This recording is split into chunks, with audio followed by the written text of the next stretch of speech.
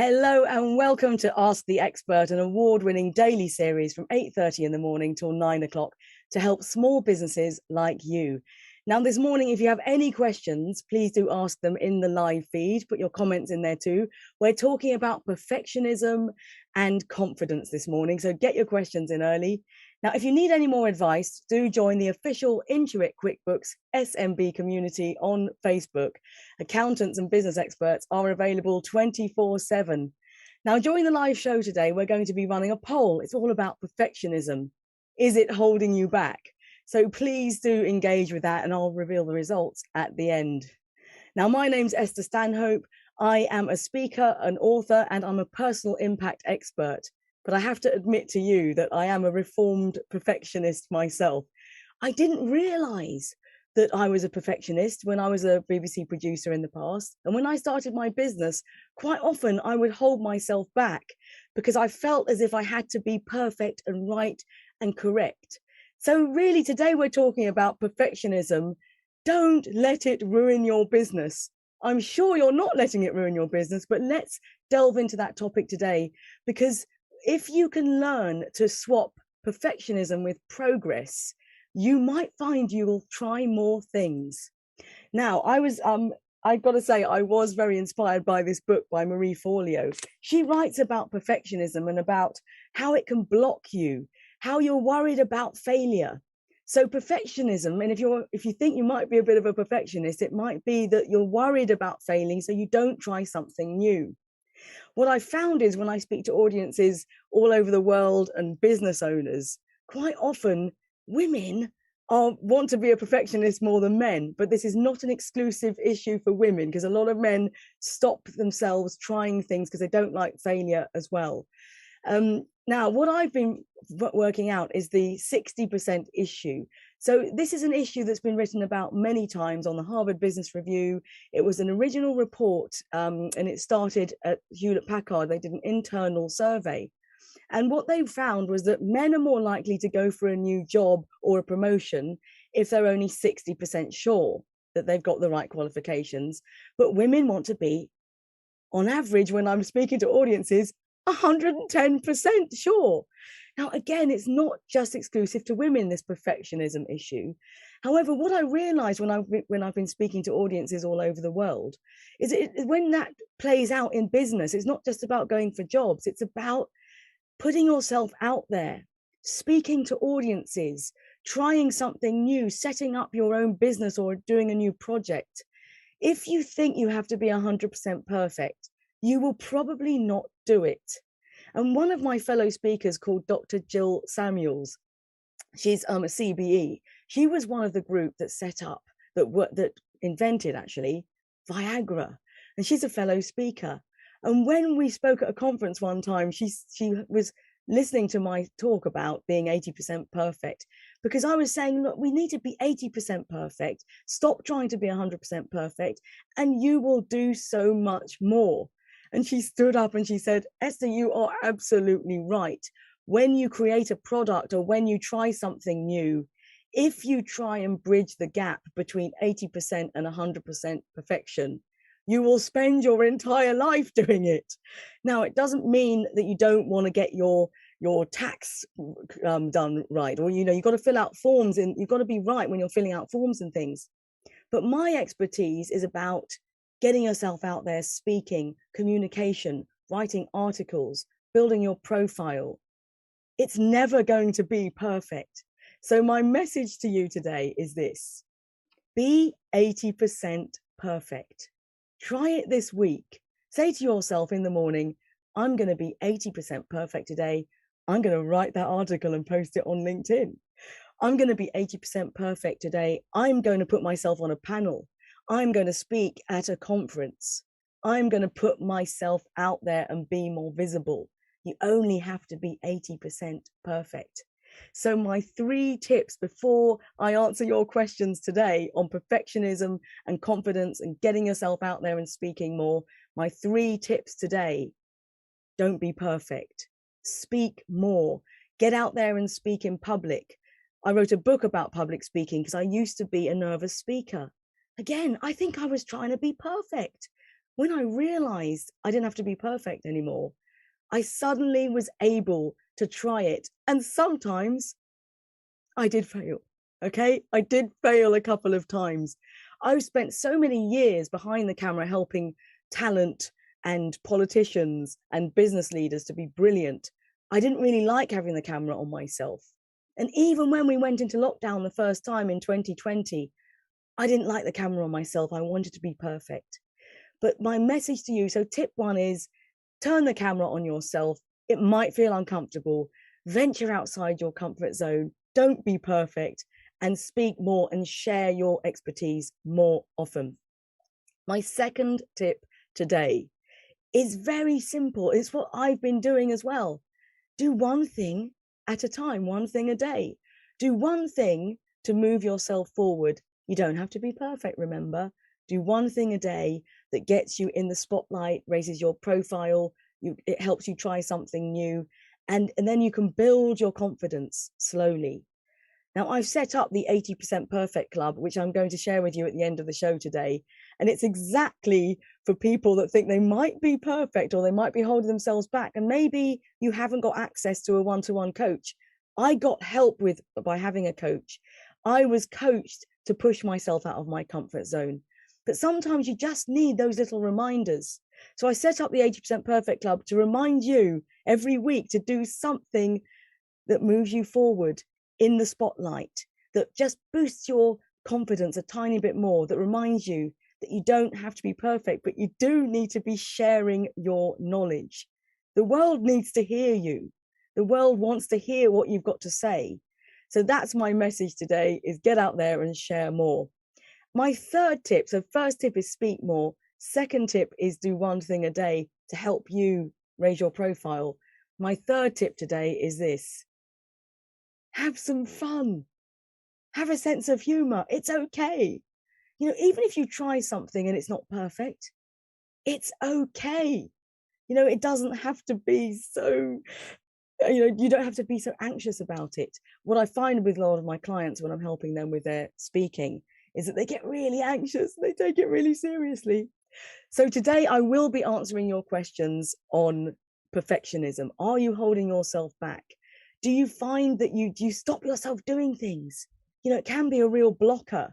You want to unclip those wings and stop the perfectionism, and then swap perfectionism for progress. Progress is when you can unblock that procrastination. What if it doesn't work? What if it's not good enough? Progress is when you say, that's it. I'm going for it. I'm going to put myself in the spotlight. I'm going to get out there. I'm going to try something new. And if you want to have a bit of a confidence boost, I'm going to share with you some really good tips today. So get your questions in. Now, questions today. Ask me about perfectionism, confidence, how you stop the perfectionism blockers, how you build the confidence to speak in public, how you build the confidence to venture outside your comfort zone. So I'm going to start taking the questions. Please do comment in the live feed, or you can send a direct message as well. Okay, so I've got some questions coming in now. Thank you so much. The first one is Sonia on Twitter. It's a direct message from Sonia. Good morning, Sonia. What do you do to step outside your comfort zone? And what have you learned from it? What do you do? Are you asking me, Sonia, what do I do to step outside my comfort zone? Wow. Sonia, I spend a lot of time outside my comfort zone. So the first time I ventured really far outside my comfort zone was when I left the BBC as a senior producer and set up my own business and started speaking to audiences about how to build confidence, how to pitch, how to get promoted. And I remember I was taking small groups initially, and I was giving people the confidence of standing well and speaking well. We talked about body language. We talked about how to engage with your audience. And then somebody said to me, oh, can you speak at this conference? And I suddenly thought, oh, I've got to speak. And I thought, oh, well, I know I'm going to teach you to speak. You don't really want me to speak. I mean, and then I went into what my clients say to me. What have I got to say? I'm not interesting. Why would anyone want to listen to me? I don't think I'm good enough. I was really, really far outside my comfort zone. And then they said, but no, but we want you to share what you're talking. We want to share all of your tips about how to ace it on camera, how to use body language, how to engage with your audience, all of your broadcasting tips. We want you to share that with the audience. I said, well, how many people? This is the first time. How many people are going to be there? They said, oh, not many. It's a breakout session. It's probably 45 people. 45 people, I thought. I don't think I can stand in front of 45 people. And I went outside my comfort zone, and I did speak in front of a larger audience compared to the audience I was used to. I was used to controlling the environment. So I did suffer from what's called glossophobia, the fear of public speaking, which is what I wrote my book on, actually. I did miss out quite a lot of my lines. My mind went blank, but the audience didn't notice. And I realized, wow, I went so far out of my comfort zone, but I managed it. I survived it. And then I realized that I had to go out of my comfort zone more often. So I did. And I wrote a book on it. I think you may have seen me. If you've seen me before, you might know that I wrote a book. It's called Goodbye Glossophobia, Banish Your Fear of Public Speaking. I'll be really happy to send you the audiobook if you direct message the show. I'll send you a link to that. It's got loads of tips about public speaking. That's how I ventured out of my comfort zone. And I do urge you to do it too. Thank you, Sonia. So Delia on Instagram, direct message. How do you feel about imposter syndrome? Oh, yes, Delia. Yes, I've got a lot to say about imposter syndrome. I'm still in the first year of my business. Good for you. Well done. And I have no clue what I'm doing. Don't worry. You're not alone. And I don't feel like I'm picking stuff up quickly enough. So Delia, you're in the first year of your business. You've got imposter syndrome, i.e. the syndrome that makes you feel, I'm not good enough. Somebody's going to find me out in a minute. Someone's going to tap me on the shoulder and say, Delia, you idiot. But we all feel like that. You know, when I was a BBC producer and, you know, people like Prime Minister, even Boris Johnson would be in our studio regularly. And I had to interview Hollywood stars. And let me tell you, Delia, everyone in the whole world at some point has felt imposter syndrome. They felt as if they're not good enough. You know, people like Jodie Foster, for example, was quoted in an article the other day.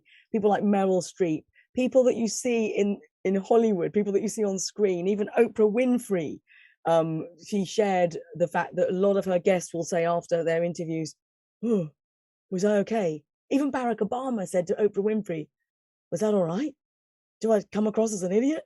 You know, so Delia, don't worry about being good enough. I know that sounds so easy to say, but we're talking about perfectionism. Delia, this message is for you. You don't have to be perfect, but you do have to keep putting one foot in front of the other. You do have to keep trying new things out. Sometimes it won't work.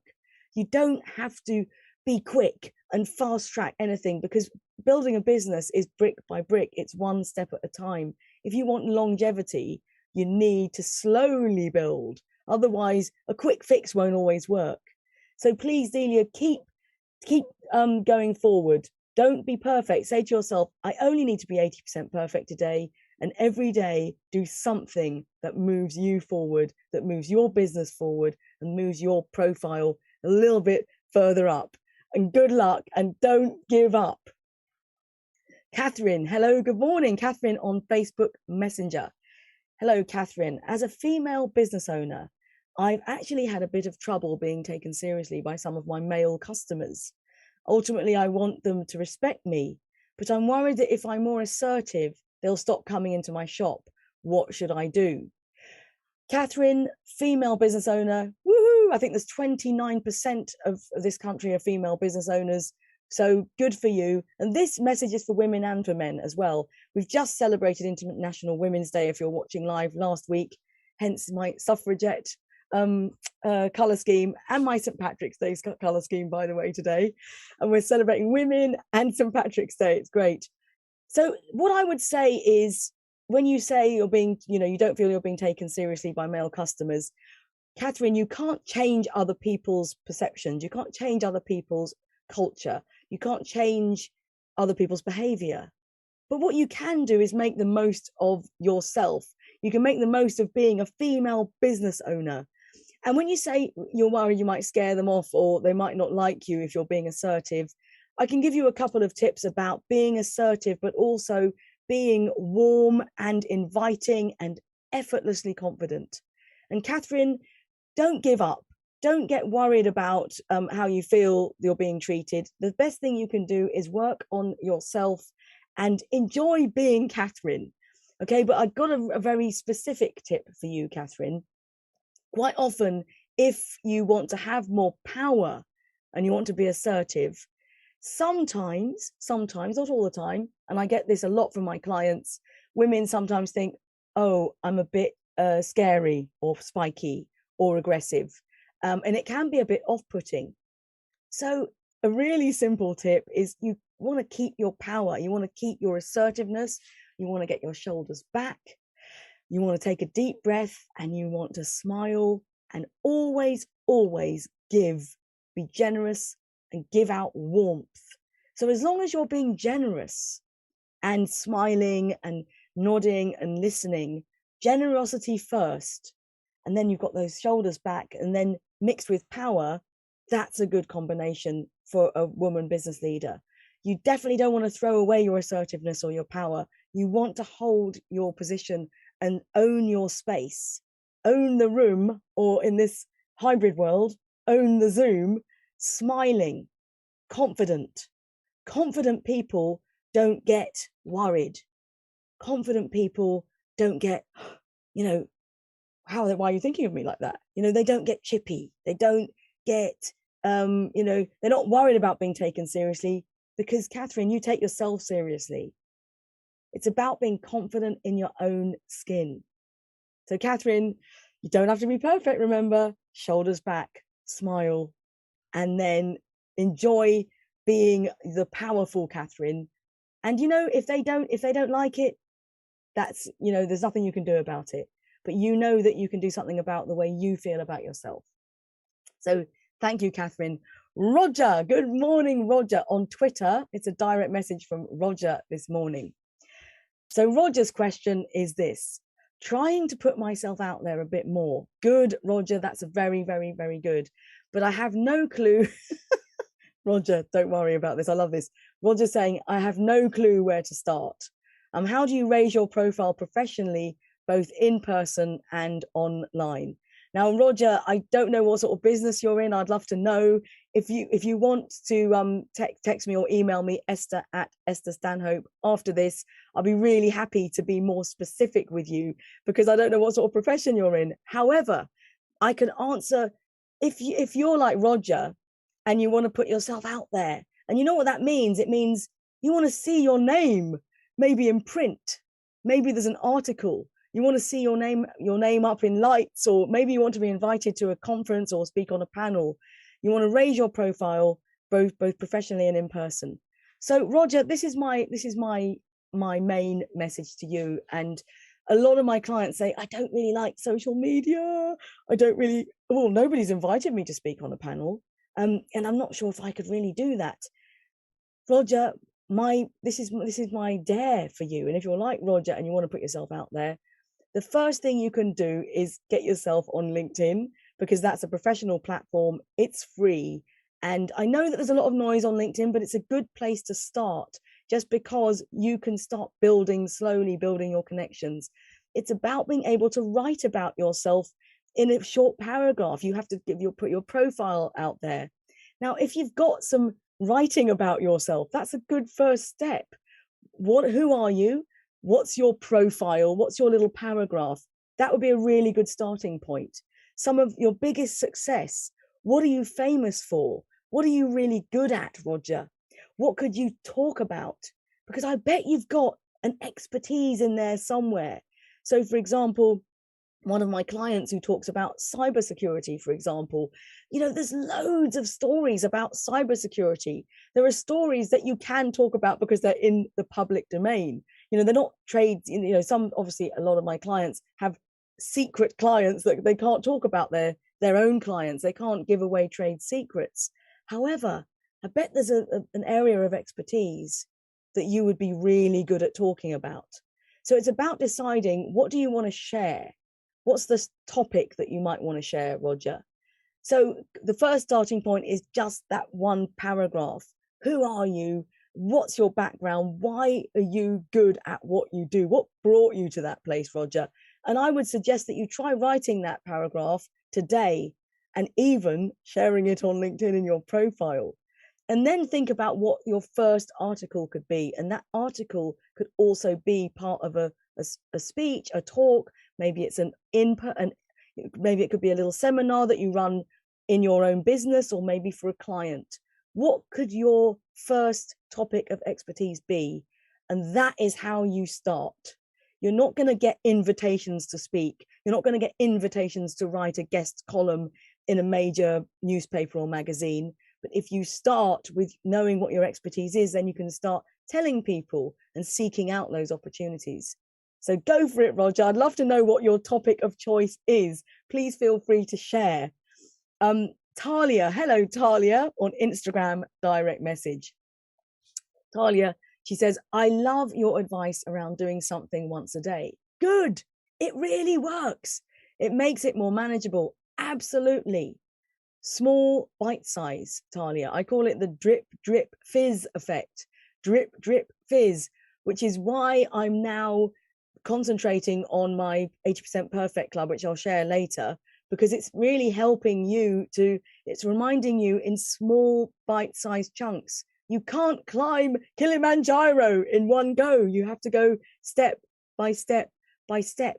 And then if you do 365 steps in a year, guess what? That's 365 steps rather than 0 if you do 1 a day. So Talia goes on to say, my problem is finding the time and sticking to it.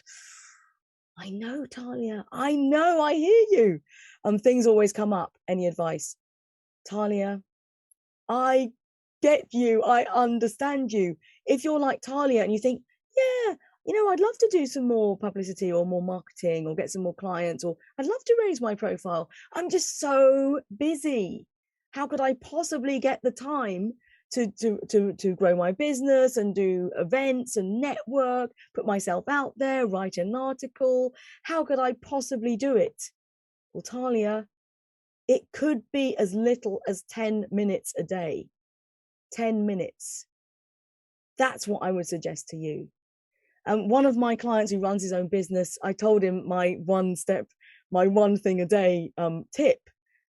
He's actually a chiropractor. And he first of all, he said, oh, that's a good idea. And then the next time I saw him, he said, I've been doing that one thing a day, Esther. I've been doing one thing a day. And he runs a business with his partner, and she's been doing one thing a day too. He said, wow, it really works, because sometimes it's just an email. It's just flicking through a magazine and looking at an opportunity that you could do in the future. It could be writing one paragraph. It could be one page of your book or your white paper or your report. It could be crafting a survey for your clients. It could be reaching out to an old client. It could be reaching out to a new client.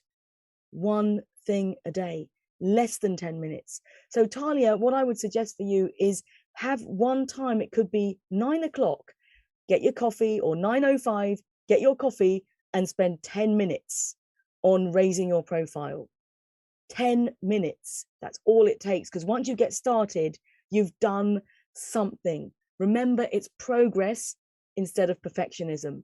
It doesn't have to be perfect. I think I used to hold myself back thinking, oh no, but if I can't write my entire book in one go, I'm never going to write it. And I did have help, and my coach, the brilliant Kim Duke, she was from Canada, she said to me, write a page a day. And she also said to me, write a page of rubbish a day and I will edit it for you. So I did get help, but her strategy of writing a page a day really, really worked. It worked for me. It changed my life, actually, doing one thing a day. And that one thing might be half an email. But I tell you what, Talia, it's better than 0. So half an email is better than 0 email. So keep going, one thing. Just take a tiny bit of time. It could be when you get your coffee, make it into a habit. on day 3, you formed a habit. So there you go. Thank you so much for getting in touch. And please get your quick questions in. We've still got a few more minutes. Zach on Facebook Messenger. Good morning, Zach. How are you? This is what Zach says. I can be a bit of a perfectionist sometimes. I know, Zach. Same with me. For me, it's often because I know how I like things to be done. I know. And I found success doing them in that way. Yes, Zach, I know when you're running your own business, you feel like you have to do everything, don't you, sometimes? So Zach's saying, how can I let go a little bit more, but still retain a high standard across our campaigns? Zach, I get you, because you don't really want to let go and let other people do things and mess it up, because you think, no, we don't do it like that. And I feel the same as you. I mean, I write a lot of content, and I've got lots of people helping me. And sometimes I say, you know, I need help writing content. And when other people write content and they're writing in my voice, sometimes I read it and I think, no, that's not my voice. I wouldn't say that. And so I have to rewrite it sometimes. But, you know, sometimes you do have to let people go. You have to be willing to delegate. And I think if you get yourself a nice framework, you give yourself a framework, again, Zach, what I would suggest is have a really good brief. And I know you need time in order to brief other people to do things for you. But if you have a really good brief and spend time, you know, a little bit of pain here is long-term gain. Have a go writing a really good brief or letting people try things out. Again, try things out, because if you don't try because you're worried about being perfect, you'll stop yourself doing it. So my suggestion is always pilot something. The word pilot is good here with the whole perfectionism versus progress. Try it. If it doesn't work, tweak it. If it doesn't work, tweak it again. If it doesn't work again, you could try another strategy. But my suggestion is definitely pilot it, Zach. Let other people in. Let other people help you. Because if you keep everything to yourself all the time, you'll burn out. And I know how that feels because I've done it myself. In a moment, I'm going to be giving you the poll, the results of the poll. I've got one quick last question though, before I share the poll results with you. I hear a lot about fake it till you make it. This is from Emrita on Instagram direct message. I hear a lot about fake it till you make it, but I've always found that that's quite uncomfortable. How can you make yourself do something unfamiliar if you have no clue where to start? Emrita, fake it till you make it. Sometimes that really does work, particularly in this hybrid world when you're on camera and you want to look confident and sound confident. You can still look and sound confident. And when you say no clue where to start, just start. That's my tip to you. And in fact, that is the tip of the day. Don't have any clue where to start. Well, one email, one bit of research, one reading half a book, talking to somebody, just make a start. Otherwise, you just stop yourself doing anything. And a little bit of a start is better than zero. If you're on zero because you're too scared, because you're not sure, you know, and you stay at zero, you don't do anything. So what's the most harm that can happen? You know, it's very unlikely that you'll fail. Just make a start. That's it today. Don't be perfect. Give yourself the permission to be 80% perfect. Now, the poll results are in, and we asked you, does perfectionism hold you back? Now, 30%, gosh, 30% said all the time. Oh, wow. I used to hold myself back. Seriously, 30%. I know how you feel. I used to hold myself back all the time. I love this. 60% of you say, sometimes it holds me back. So that's altogether 90% is either all the time or sometimes. And 10% say, never. I'm not a perfectionist. I'm a risk taker, healthy risk taker. 10% say it never holds them back. So 90% of us, perfectionism could be holding us back. So the message today is this: be 80% perfect. I do have my 80% perfect club, which is, if you don't have access to a one-to-one coach, it's like a mini online confidence coaching program. If you want to the link to that, get in touch. We'll send you the link, or just look up Esther Stanhope online on my website, and you'll see the 80% Perfect Club. But if you search Esther Stanhope, Esther, you will find me. Now, thank you so much for tuning in this morning. It's been a real pleasure answering your questions. Thank you so much for your questions. If you want to get in touch with me, you can direct message me on LinkedIn, Esther Stanhope. I'm on LinkedIn, or you can search me up. I've got a website and lots of different platforms. Now, coming up on Ask the Expert on Monday is accountant and managing director of On Point Accounting called Johan Gori. He knows everything there is to know about accounting. So he's a really good guy to listen to. And remember, if you need any more advice, join the official Intuit QuickBooks SMB community on Facebook. As you know, accountants and business experts are on hand 24/7. Now, I've really enjoyed answering your questions this morning. Have a great day. And remember, you only have to be 80% perfect. Go on. Go and raise your profile. See you soon.